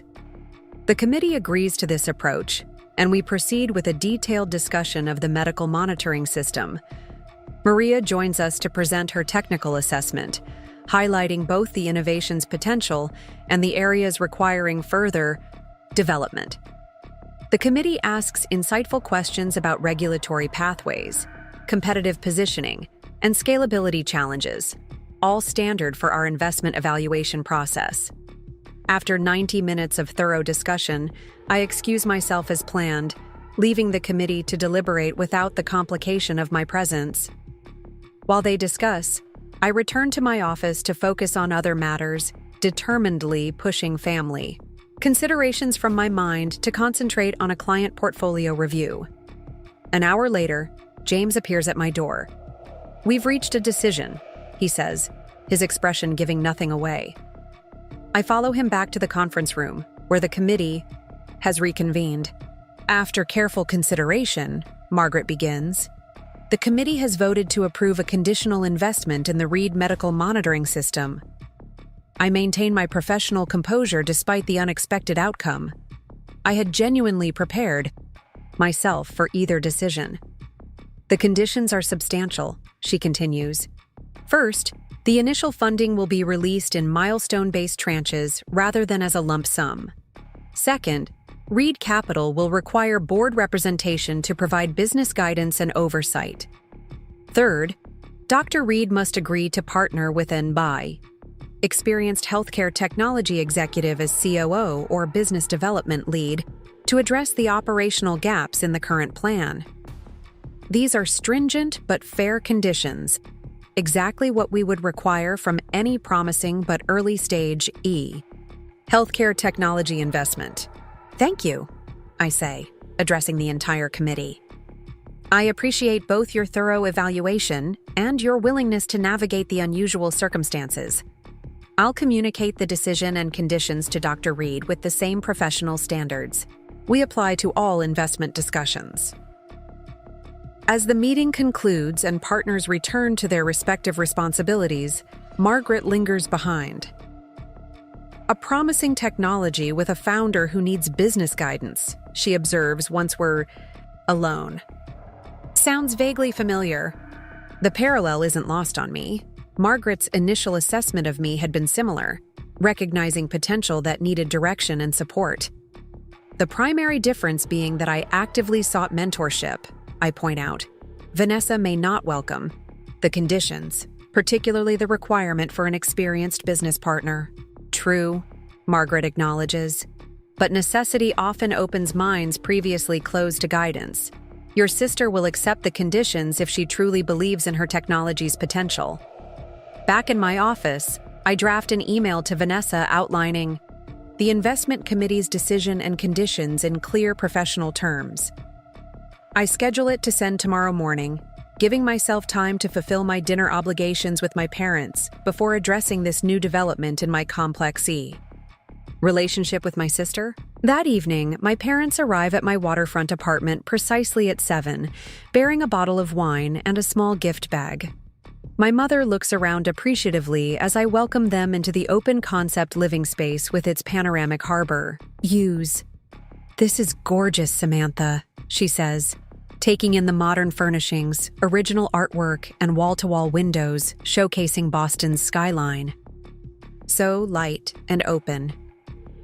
My father moves to the windows, gazing out at the harbor. Quite a view, he remarks. You've always had an eye for quality. Thank you, I reply, accepting the wine and leading them to the sitting area where I've arranged a cheese board and aperitifs. It's been a good place to call home. My mother hands me the small gift bag. Just a little something we thought you might like, she says with uncharacteristic shyness. Inside, I find a small silver frame containing a photograph I don't immediately recognize. A young girl of perhaps 11 or 12 standing proudly beside a science fair display about compound interest, her smile confident despite the braces on her teeth. "We found it while organizing old photo albums," my father explains, watching my reaction carefully. "Your mother remembered how excited you were about that project, even though the judges didn't appreciate its sophistication." The memory surfaces slowly. My 6th grade science fair, where I'd created an interactive display demonstrating how compound interest works, complete with graphs and projections. I'd been devastated when it received only an honorable mention, while more conventional projects won the top prizes. "You told us the judges didn't understand finance," my mother says softly. "You were probably right." The acknowledgement that I had insight even then that others missed feels strangely healing. It's not just recognition of my current success, but validation of the financial intuition I'd shown from childhood. I'd forgotten about this, I admit, studying the photograph more closely. "Thank you for finding it." "We should have encouraged that interest more," my father says, the regret evident in his voice. "Instead of pushing you toward more traditional paths." Rather than dwelling on past disappointments, I decide to move the evening forward. "Let me show you the rest of the apartment before dinner," I suggest, guiding them through my home. Over the meal I've prepared, a simple but elegant seafood risotto that showcases local ingredients, the conversation flows more naturally than it has in years. My parents share updates on Portland neighbors and family friends, while I offer insights into Boston's changing neighborhoods and cultural scene. We carefully avoid the more sensitive topics of Vanessa's investment proposal or the years of estrangement, focusing instead on establishing a new, more balanced dynamic. As we enjoy dessert on the balcony overlooking the illuminated harbor, my mother finally broaches the subject that's clearly been on her mind. "Have you thought more about the family foundation idea your father mentioned yesterday?" "I have," I reply, having spent some time considering their proposal. "I think it has potential, particularly if we focus on financial literacy for young women. There's a significant gap in how girls are educated about money and investment compared to boys." My father nods thoughtfully. "That aligns with your mentoring work. Would you be willing to help us structure it properly? We're out of our depth with the financial and legal aspects." "I'd be happy to," I agree, recognizing the olive branch for what it is, not just an acknowledgement of my expertise, but an invitation to shape family legacy. I can connect you with some excellent foundation attorneys who specialize in educational initiatives. My mother reaches across the table to touch my hand, a rare gesture of physical affection from a woman who has always maintained careful composure. "We're trying to make amends, Samantha, for the years we didn't see you clearly, for the opportunities we didn't support." "I know," I acknowledge, neither rejecting their effort nor dismissing the pain of those earlier years. "And I appreciate that, but rebuilding relationships takes time and consistent effort. We can't erase the past, only create a different future." "That's all we're asking for," my father says, the emotion in his voice catching me by surprise. "A chance to be part of your future, even if we failed you in the past." After they leave, I stand on my balcony watching the city lights reflect on the harbor waters. The evening has left me emotionally drained, yet strangely peaceful. Their visit represents neither the complete reconciliation I once craved, nor the bitter confrontation I occasionally fantasized about during my darkest moments of estrangement. Instead, it offers something more realistic and potentially more sustainable, a tentative bridge across years of misunderstanding and dismissal. The following morning, I send the investment committee's decision to Vanessa, maintaining professional distance while acknowledging the personal component with a brief additional note. "On a personal level, I hope you'll consider the conditions as an opportunity rather than obstacles. The right business partner could help bring your innovation to more patients more quickly." Her response arrives within the hour, a formal acceptance of the investment terms and conditions, followed by a separate personal message. "The conditions are fair and necessary. I see that now. Thank you for ensuring my project received objective consideration despite our complicated history. Maybe we both have things to teach each other. This last sentence, acknowledging the possibility of mutual learning rather than the one-sided dynamic that characterized our childhood, represents a significant shift in how she perceives our relationship. Whether it will translate into lasting change remains to be seen, but it's a promising start. The following weeks bring a flurry of activity as Reid Capital's legal team prepares the investment documentation for Vanessa's project, while simultaneously working with my parents' attorneys on the family foundation structure. I maintain clear boundaries between these initiatives, ensuring that professional standards govern our business relationship with Vanessa, while allowing more personal engagement in the foundation discussions.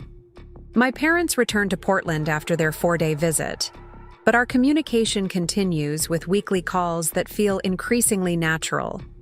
My father sends articles about financial developments he thinks might interest me, while my mother shares updates on the foundation planning with genuine enthusiasm for my input.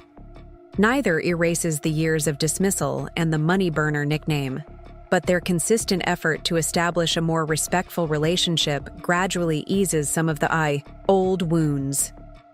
Courtney visits Boston a month after my parents' trip, bringing the original of the harbor painting she created. Over dinner at my apartment, she shares perspectives on our family dynamic that I'd never considered. How the pressure to maintain her position as the creative success story had created its own constraints. How she'd sensed the unfairness of my treatment, but lacked the maturity to address it. "You were the brave one," she admits as we share a bottle of wine after dinner. "Forging your own path despite the lack of support. I just followed the course of least resistance." "We each did what we needed to survive our family dynamic," I reply, finding unexpected compassion for her position as the youngest sibling. The question is whether we can create healthier relationships moving forward. Vanessa proves surprisingly adaptable to Reid Capital's investment conditions, working effectively with the healthcare technology executive we match her with, and accepting milestone-based funding without resistance. During our quarterly review meeting, I maintain professional detachment while recognizing significant progress in both the technology development and her approach to business considerations. "Your team's guidance has been invaluable," she acknowledges as we conclude the formal review.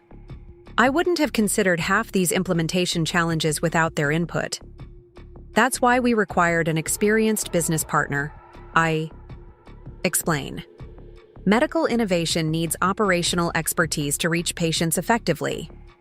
She hesitates, then adds, "Would you have time for coffee after this? Just as sisters, not as investor and founder." The invitation represents another small step toward redefining our relationship. "I can do Thursday afternoon," I offer, maintaining appropriate boundaries while opening the door to personal connection.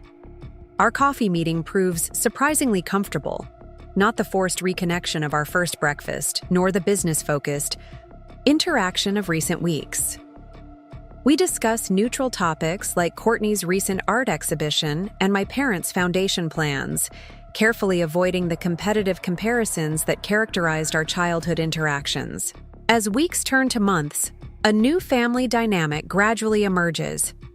Not the idealized reconciliation of movie endings, but a more realistic evolution based on mutual respect and acknowledged history. My parents continue their efforts to understand my work and recognize my expertise. Courtney and I develop a genuine friendship built on adult perspectives rather than childhood roles. Vanessa and I maintain professional boundaries around her investment while cautiously exploring a more balanced personal relationship. 6 months after the investment in Vanessa's medical monitoring system, Reid Capital hosts a reception celebrating our firm's 5th anniversary. The event brings together clients, partners, and portfolio company executives in our expanded office space, showcasing our growth and success in the financial community. To my surprise, my entire family attends, my parents flying in from Portland, Courtney arranging her gallery schedule to be present, and Vanessa attending in her dual capacity as both sister and portfolio company founder. Their presence, while still carrying echoes of our complicated history, no longer feels like an intrusion into the life I've built without them. As I deliver remarks highlighting Reid Capital's journey and future vision, I spot Margaret watching my family's reactions from across the room. She catches my eye with a subtle nod of approval, recognizing how far we've all come from the day I first shared my family history with her. Later, as guests mingle and conversation flows, my father approaches me with an unusual request. "Would you mind if I said a few words?" he asks, uncharacteristically hesitant. "Nothing lengthy, just something I'd like to share with your colleagues." Though surprised, I agree, curious about what he feels compelled to express in this professional setting. We move to a quieter corner of the reception where he gently taps his glass to gather attention from those nearby. "For those who don't know me, I'm Thomas Reid, Samantha's father," he begins, his voice steady despite the emotion visible in his eyes. "I won't take much of your time, but I wanted to share something important on this milestone occasion." The small crowd quiets, attention focusing on this unexpected speaker. When Samantha was young, she showed an extraordinary understanding of finance and investment, concepts most adults struggle to grasp. She would create compound interest projections for fun and analyze stock patterns while other kids watched television. He pauses, meeting my gaze directly. As her father, I failed to recognize and nurture that exceptional talent. I pushed her toward conventional paths rather than supporting her unique vision. It's one of my life's greatest regrets. A wave of emotion catches me off guard. Hearing my father publicly acknowledge what he had previously only expressed in private carries unexpected power. "What you see in Reid Capital today," he continues, addressing the gathered colleagues and clients, "represents not just professional excellence, but extraordinary perseverance. Samantha built this firm without the family support most entrepreneurs rely on. In fact, she succeeded despite active discouragement." The room has gone completely silent, everyone captivated by the raw honesty of his words. I share this not to diminish her achievement, but to magnify it. And to say something I wish I'd understood years ago. True success isn't following established paths, it's having the courage to forge new ones when you see possibilities others miss. He raises his glass. To Reid Capital's 5th anniversary, and to the visionary leader who created it, my daughter, Samantha. The toast ripples through the gathered crowd, but I barely notice, focused entirely on this unexpected public validation from the man whose approval I had long ago stopped seeking. As guests return to their conversations, I approach my father, still processing the significance of his words. "Thank you," I say simply. "That couldn't have been easy." "Much overdue," he replies, a new humility in his expression. Some lessons take a lifetime to learn, unfortunately. I'm just grateful for the chance to acknowledge the truth, however belatedly. In that moment, I realize we've crossed an important threshold. My father's public acknowledgement represents not just personal growth, but a definitive end to the money burner narrative that had followed me for so long. He has not only privately recognized his mistake, but publicly corrected the record, offering vindication I never actively sought but find unexpectedly healing. Later that evening, after the guests have departed and only family remains, Vanessa approaches me with an unusually tentative expression. "Dad's speech was remarkable," she observes. I've never heard him admit being wrong so unequivocally. "It was unexpected," I acknowledge. "I owe you a similar acknowledgement," she continues, maintaining steady eye contact despite visible discomfort with the vulnerability. The money burner nickname, I started it knowing it would stick, knowing it would diminish you in the family hierarchy. It was deliberately cruel, and I'm truly sorry for that. The direct apology for the specific harm she caused, not just a general admission of underestimating me, creates a curious lightness, as if a weight I'd carried for years has suddenly lifted. "What made you do it?"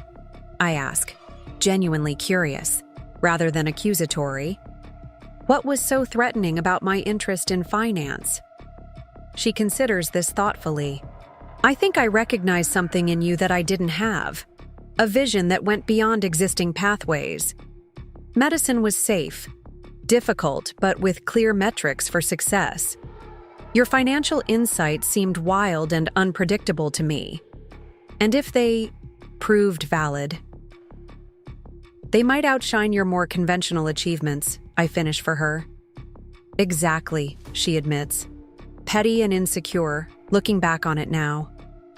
"We were kids," I offer. Not to absolve her, but to acknowledge the context. The roles we established then don't have to define us now. "I'm learning that," she agrees, "both through our personal history and through this business partnership. The monitoring system is evolving in ways I never imagined because I've finally learned to listen to perspectives different from my own. As my family prepares to leave, each interaction carries its own significance. My mother's heartfelt embrace, my father's quiet pride, Courtney's easy affection, and Vanessa's newfound respect. None erases the complicated history that brought us to this point, but each represents a step toward a healthier future." After they've gone, I return to my office to gather my things, finding Margaret waiting for me, 2 glasses of whiskey in hand. "Quite an evening," she observes, offering me one of the glasses. "Unexpected in many ways," I agree, accepting the drink and settling into one of the visitor chairs across from my desk. She takes the other, our usual positions reversed in this moment of reflection. "Your father's speech was particularly noteworthy," she observes. "Public amends are rare, especially from men of his generation." "It meant more than I expected it would," I admit. Not because I still needed his approval, but because it represented genuine recognition of the journey. "There's power in having your reality acknowledged," Margaret notes, even belatedly. We sit in comfortable silence for a moment, sipping our whiskey and contemplating the evening's events. "You know," she says finally, "when I first invested in Reid Capital, I saw a brilliant financial mind who needed backing to realize her potential. What I didn't fully appreciate then was the exceptional emotional intelligence that accompanies your financial acumen." I raise an eyebrow, questioning this assessment given the family complications we've navigated. "Think about it," she continues. "You've managed to build a thriving company while simultaneously healing family wounds that could have festered indefinitely. You've maintained professional standards with your sister's investment while creating space for personal reconciliation. You've accepted your parents' belated recognition without allowing it to define your self-worth." Her observation gives me pause, offering a perspective on my own journey I hadn't fully considered. "The truly successful leaders I've known," Margaret continues, "share this capacity to integrate professional excellence with emotional wisdom. It's why Reid Capital isn't just financially successful, but culturally healthy. You've built an organization that reflects values painfully acquired through your personal journey." As we finish our whiskey and prepare to leave the celebration, behind, I find myself reflecting on the circuitous path that led to this moment. The painful dismissals and money burner nickname that once defined my family relationship have transformed into something unexpected. Not just professional vindication through financial success, but a deeper personal wisdom about what truly constitutes value and worth. My family's renewed interest may have been initially triggered by the public revelation of my net worth, but what's developed since transcends simple financial validation. We've begun the difficult work of seeing each other clearly, acknowledging past harms, recognizing present strengths, and creating the possibility of more authentic future connections. Walking home along the harbor that night, I realized that the ultimate vindication isn't proving critics wrong or achieving financial success that forces recognition. It's the freedom to define success on my own terms, building a company that reflects my values, fostering relationships based on mutual respect rather than outdated hierarchies, and finding peace with a family history that shaped but no longer controls me. My sister told everyone I was the family failure until my net worth was made public. But the true measure of success isn't found in financial statements or public recognition. It's in the quiet certainty that I've built a life aligned with my authentic self, regardless of who recognizes its value. As the city lights reflect, on the harbor waters, I feel a profound sense of completion. Not because every family wound has healed or every past slight has been acknowledged, but because I no longer need those external validations to know my worth. The money burner has become the visionary, not because others finally recognized it, but because I always knew it was true. Up next, you've got 2 more standout stories right on your screen. If this one hit the mark, you won't want to pass these up. Just click and check them out.